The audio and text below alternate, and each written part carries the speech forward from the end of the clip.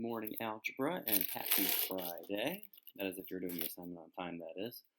Um, I looked at the exit slips from yesterday, and they were super good. They were like the highest pass rate of any assignment I've given distance learning, so great job with that.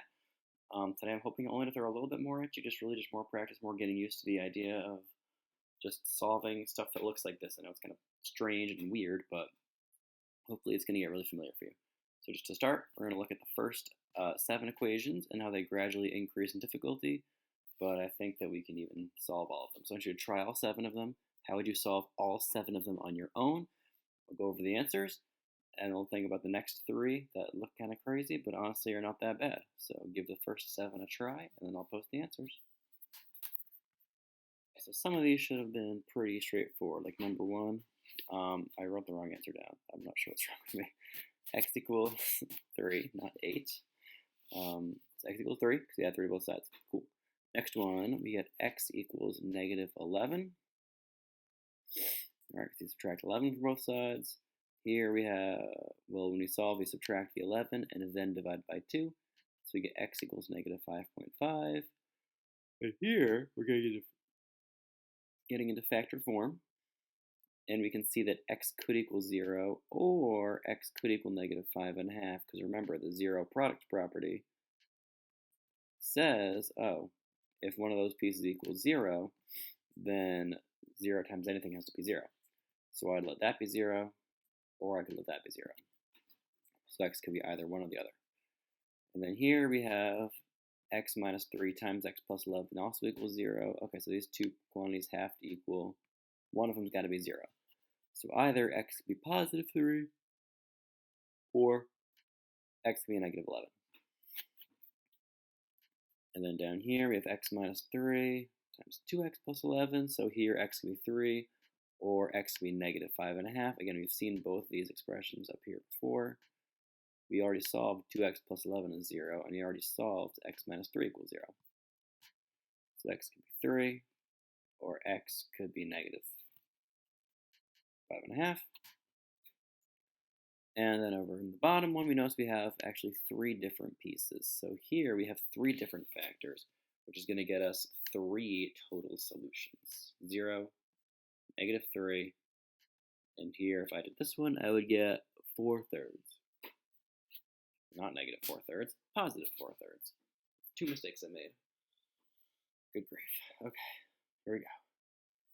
So how many solutions does this equation have? So it turns out this one, since it has 3 different pieces, I'm going to get 3 different solutions. My 3 different solutions are the 3 things I can get when the factors equal 0. So x minus 3 equals 0, means my solutions could be 3, x plus 1 is 0, when x equals negative 1. And the last one, x plus 5 equals 0, when x equals negative 5. All right. So we got that. Let's write x equals there, x equals, or x equals negative 5. And how many solutions does the equation that have? Now I'm thinking I got 3 factors, so it could be 3 solutions. But in this case, I actually have a repeated factor. I noticed x minus 2 and x minus 2 repeats. So I've actually only got 2. And I've got, oh dear, x minus 2 would be 0 when x is 2, or x minus 7 equals 0 when x is 7. And like just sort of just verify that what I'm saying is even true, I could sort of graph all this stuff on our calculator and just say instead of it equals 0, let it be equal to y, and then just look for my x-intercept. So I'm going to go ahead and try that. Let's see, get my Desmos cat. That's your form for today. Desmos calculator. All right, so that'll be interesting.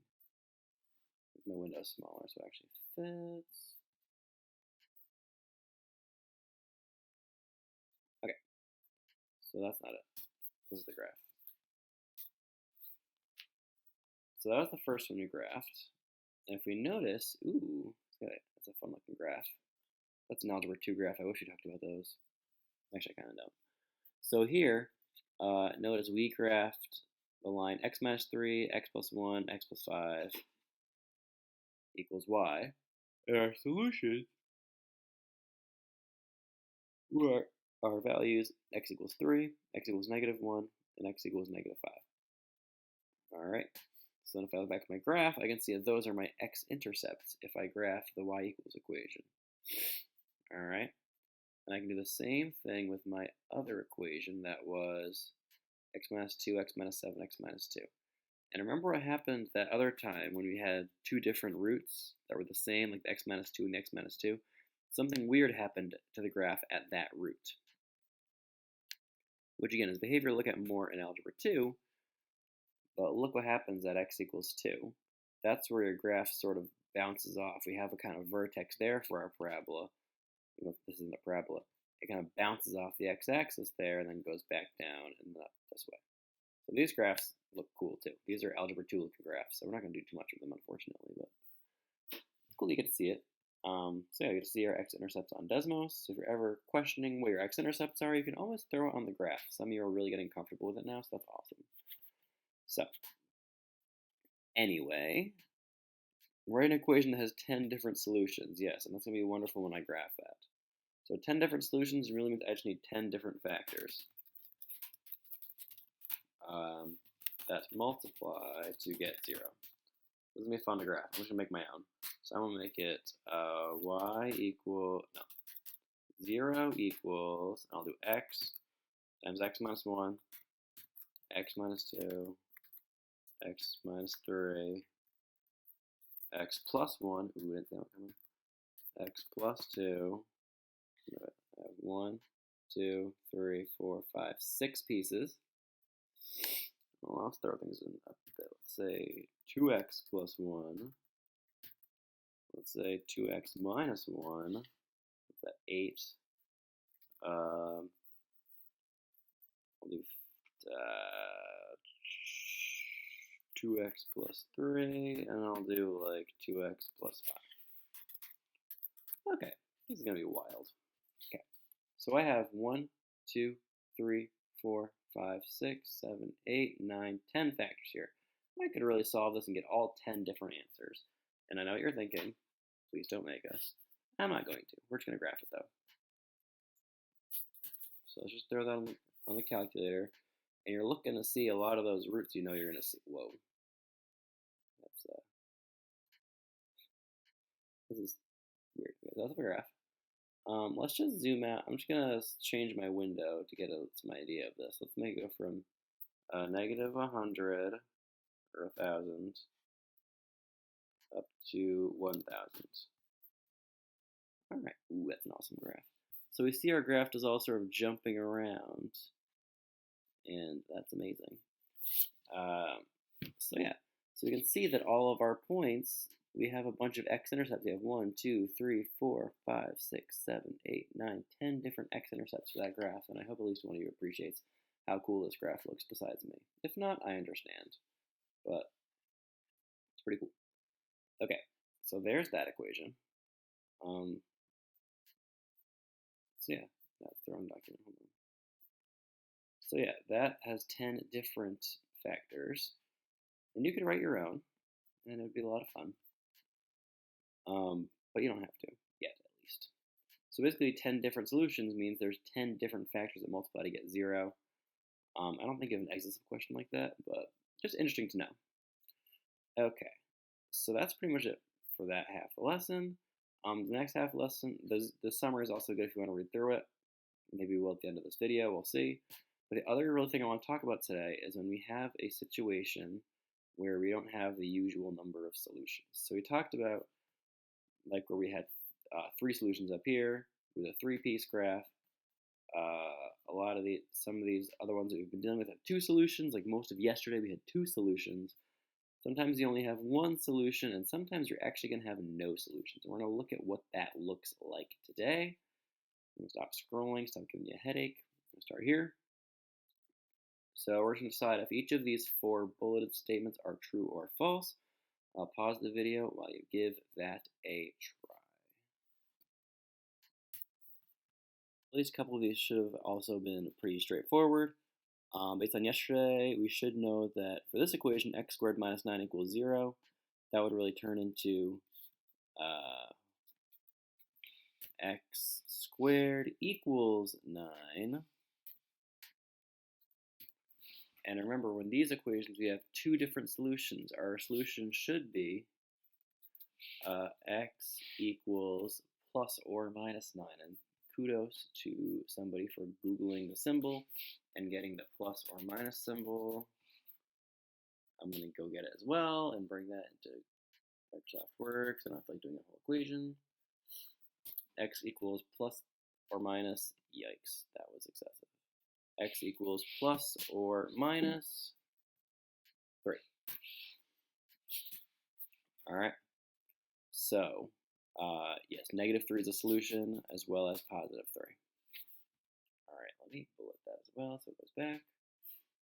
So then a solution, next one, a solution to x squared plus 25 equals 0 is negative 5. And that is false because negative 5 times negative 5 is 25. And 25 plus 25 is not 0. So I want you to think about what numbers could possibly work for that one. Because negative 5 didn't quite work, and positive 5 also is not going to work. But they are the square roots of 25, so think about what could in fact make that work. All right, and the next one, x times x minus 7 equals 0 has 2 solutions. That is true. They are 0 and 7 because x could equal 0, and also 7 could equal. And if x was 7, then 7 minus 7 would equal 0, and then 0 times 7 would be 0. That's true. And the last one is false because notice that equation does not equal 0, so we cannot use the 0 product property. All right, so you want to be very careful that we're not just automatically plugging things to make them 0. You have to make sure we actually have an equation that equals 0 before we do that. All right, and if they don't equal 0, we don't have a great way of dealing with that yet, but we will by June 16th, hopefully. Otherwise, in like 2 years. Okay, so yeah. So the 0 product property does not work, so we're going to have to look at how to deal with something like this. And also have to deal with something like this. And we'll get to both of those today. It's kind of our goal to answer both those questions. So we're going to try to solve this by graphing. I'm changing the name from Han. I'm not a student named Han. Oh, I'll just say you are solving 3 equations by graphing. So this one I know by looking. Sorry, cannot stop yawning. Math is so boring today. This one you can solve using the 0 product property. You know that x equals 5 or x equals 3. But we can solve that by graphing by copying my equation and putting it into a Desmos calculator, which is up here. Oh, that's my beautiful graph. Yep. Okay. So y equals that, and I'm still zoomed way out. All right, hold on. Change my y-axis back to negative 10 and positive 10. Oh, that's better. So now I can see my zeros, my x-intercepts of 3 and 5 on my graph. So now, there's that. But now we have a new equation. Now we have x minus 5 times x minus 3 equals negative 1. So I have a couple different options. I could graph that and see when I have a y value of negative 1.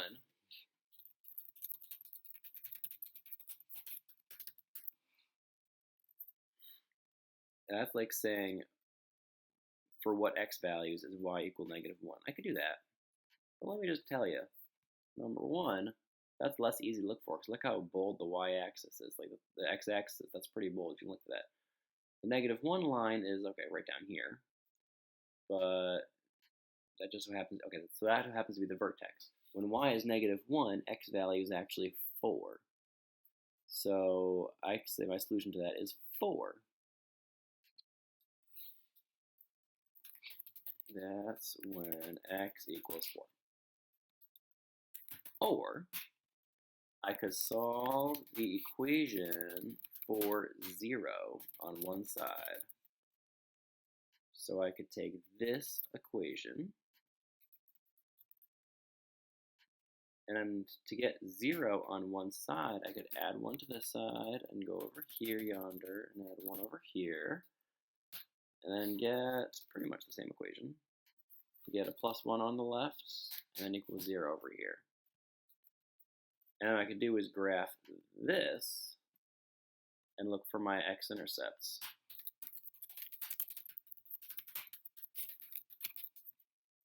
Alright, so I can graph that and look for my x-intercepts. So let's do that. Again, don't graph 0 equals, graph y equals that. So graph y equals, did I copy it yet? Yeah, fiddlesticks. So graph that. Yeah, okay. So copy that onto my beautiful decimal calculator, or just put a plus 1 at the end for crying out loud. And now I can see my only x-intercept is still at 4. Alright, basically all I did was translate that graph up 1 unit, which Math 8 kids would know that word. And you guys should know it too, actually, from previous years. Yeah, you should know it from 7th grade.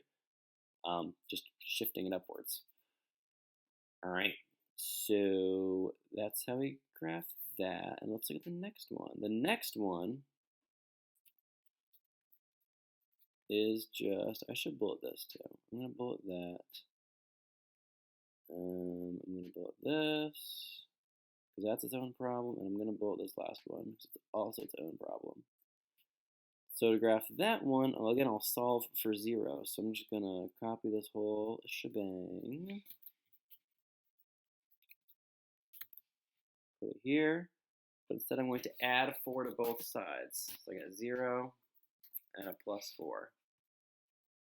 And now when I graph that, I think it's going to move upwards again, because I technically don't know the answer. I know it's going to move up again. Now, what are my solutions? What are my x-intercepts?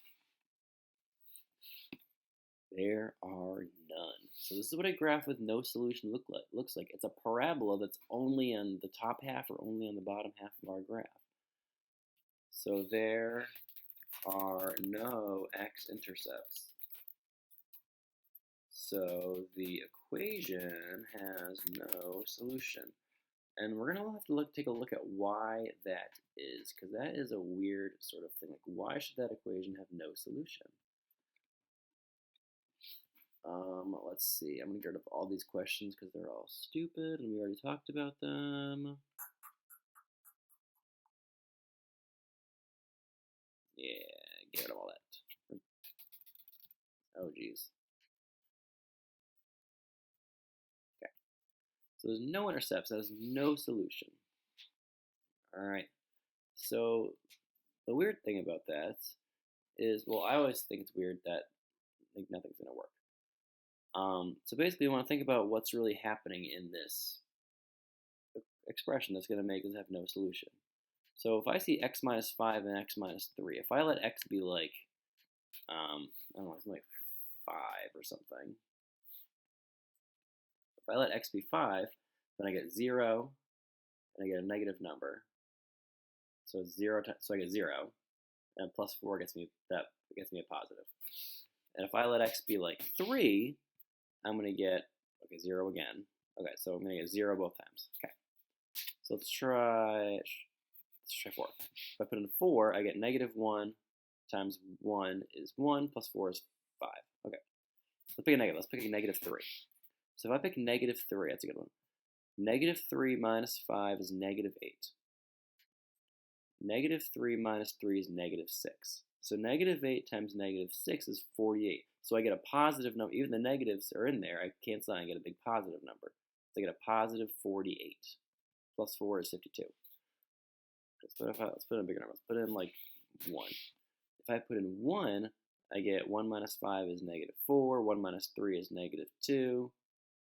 And I multiply those, I still get a positive. So like I see whatever I'm putting in here, this is multiplying to either be 0 or a positive number. So it seems to be like higher than 0 always. If I put in 4, I get -1 times 1, which is -1. That's going to be the lowest I'm going to get, is -1 over here. And then plus 4 gets me 3. So I'm still above 0. I'm never even getting below the number like 3, even though I'm getting close to 0. No matter what I plug in, I'm going to end up with like either 2 negatives multiplying or 2 positives multiplying to get a big number.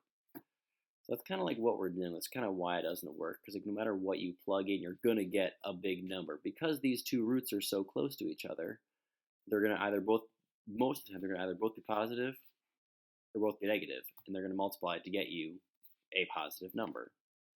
And when you add a positive to a positive, you get farther away from 0. All right? Anyway, that's all like theoretical stuff, and I hope you didn't tune out. So if you are tuning out, I'm going to shake the screen so to wake you out of your stupor, because that was really boring. Okay, so let's see. What do we even have left to do today? Oh yeah. So we want to look and see what other types of equations aren't going to have any sort of solutions. So let's actually look right back at, where the heck were we? Here. So x squared plus 25 equals 0. I'm just going to copy that and throw it down below. So what about this? Well, let's look at that equation. We said -5 didn't work there. Did you think about anything that would work there? Well, let's set it differently. Let's subtract 25 from both sides. Oh, geez. So let's say that,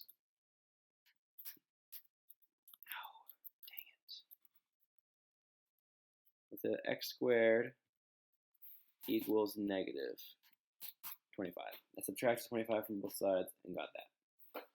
So what number squared would get to be -25? No number times itself will equal a negative number. Try it. Try them all. You'll get nothing less than 0. So if I have a squared something that equals a negative number, I'm not going to get I'm not going to get a real number. No real number is going to work. All right? Like if I graph y equals x squared plus 25, I'm not going to get anything on the x-axis. And that's because I got nothing anywhere. Now that's because my graph has a y-intercept of 25 and it's just a parabola. It's a regular parabola, but it starts at 25. All right? So, to summarize, we cannot get a answer if I have to square a number and get a negative number as the result. I cannot do that. That will not work. So same down here. If I try to do number 5 right here, I'm just going to throw it up here because I'm not going all the way down there. That'd be way too much work. So if I want to look at this one,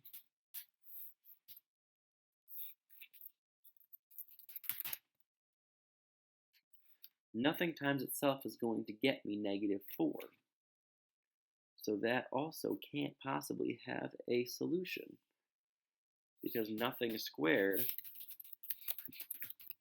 will equal -4. Because no matter what this is, squaring it is going to make it positive. So squaring something can never make something negative because you can't multiply a number by itself and make it be negative. All right. Okay, the last thing I want to think about is this one. What about, we'll do like 2 minutes.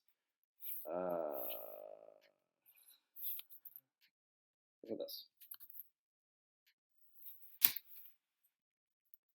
X squared plus 35 equals 0.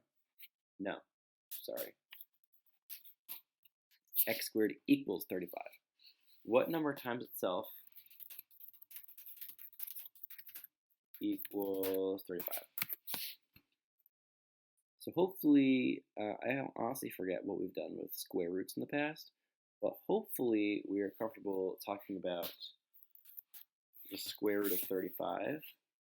It's not a friendly number if I type it into my Desmos scientific calculator, or if I just type it in my Google search bar because I'm lazy, if I just type it in up there, leave, I get 5.9160 garbage. So I get a bunch of junk after that. So really what this is telling me is the square root of 35 is not quite 6. It's about 5.92.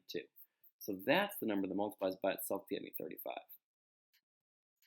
But also it could be, again, the positive or negative square root of 35, which is approximately plus or minus 5.92. So even if it's not a perfect square, there's no perfect number that multiplies to get it, there is still a solution. It's just not a friendly one. Like if I were to graph x squared minus 35 equals 0, my x-intercepts, they'd be there. They would just be at ugly points on the graph.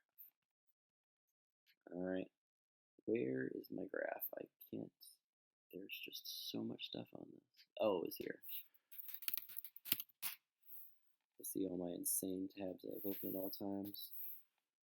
So yeah, if I look at this, I have two different x-intercepts, and they're at 5.916 or 5.92, like we found with the roots. All right, so they're just ugly numbers, okay? So that should be sufficient for Google Form. Let me just look it over real quick while you're here. That's yesterday. So yeah, this is it. Let's see, no solutions. Is that it? I made it longer since then. Oh, it says I'm silly. Okay, you should be fine for the Google form. All right, that's it. Hope you guys have an awesome day and an awesomer weekend.